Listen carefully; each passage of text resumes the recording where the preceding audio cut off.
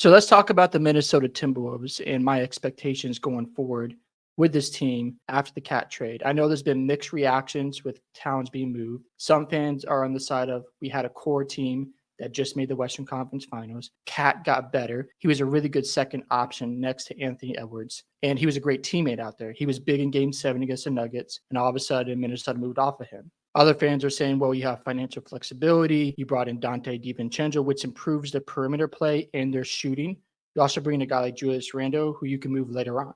Not to mention that also, if Cat stayed around, they probably would have never been able to re-sign Naz Reid in the future or re-sign Nickeil Alexander-Walker. So what Minnesota did here was they created more options for themselves. I believe Randle has a player option after this season, or he's a free agent. It's one or the other. And then you have Rob Dillingham, who you can develop. Now, all of a sudden, yes, you want to compete. You want to still have these expectations to eventually make the finals. But now you're looking at the situation going, we want to create flexibility.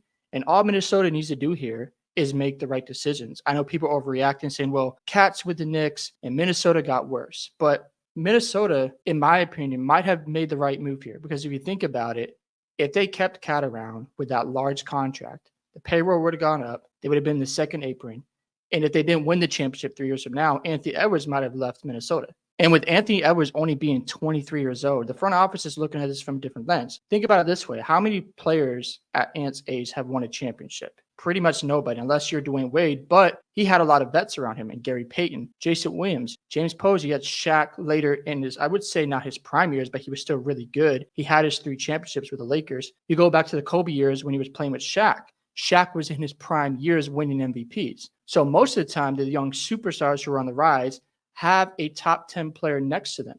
Cat was not a top 10 player. Rudy Gobert, even though he's solid on defense, is not really good on offense. Mike Conley is getting older in age. So Minnesota's looking at the situation going, yes, we can still be competitive. We can make the playoffs, but let's restructure some things around Anthony Edwards, which I think is a good idea. Because in a few years, Mike Conley probably won't be around. Rudy Gobert will be around 30 years old, and Anthony Edwards will be just hitting his prime. So it's very important for the Minnesota Timberwolves to have a plan in place. Also, look at Minnesota's bench. It's going to be very potent this upcoming season. Think about Dante DiVincenzo and his three-point percentage and being able to stretch the floor. You look at Naz Reid as 6th man of the year. You look at a guy like Nickeil Alexander-Walker, and Dante is on a team-friendly contract.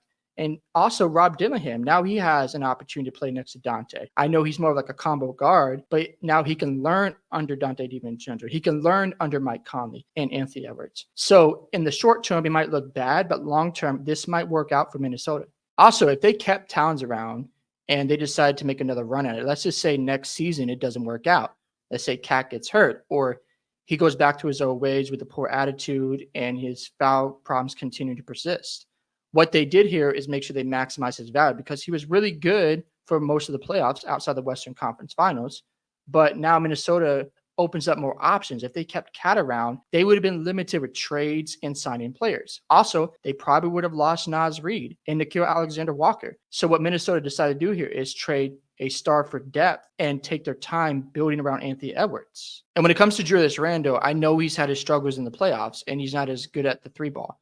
But when it comes to roster construction and flexibility at different positions, Randle can play the 5 and he can also play the 3. So if you want to go small ball, you have Ant, you have Dante DiVincenzo, you have Jaden McDaniels, you have Randle, and let's just say they throw out Mike Conley or Rob Dillingham. So Minnesota can play more faster out there and compete with teams like Boston. They can compete with the Knicks. Now, are they better than these teams? No, but they're only a piece away from being championship contenders once again. Even though I don't like the spacing if it's Rudy Gobert and Julius Randle out there, but hey, maybe Randle gets back to shooting 35% or better from 3. Maybe they don't even play Gobert and Randle at the same time. So it's going to be interesting to see what Minnesota does, but long term, this really could help out Minnesota. So the biggest question mark when it comes to Minnesota is what is the front office plans going forward? How are they going to build around Anthony Edwards? Are they going to re-sign Naz Reid and Nickeil Alexander-Walker? Are there more moves to be made? Because I don't think Minnesota's done making trades or going after that next target.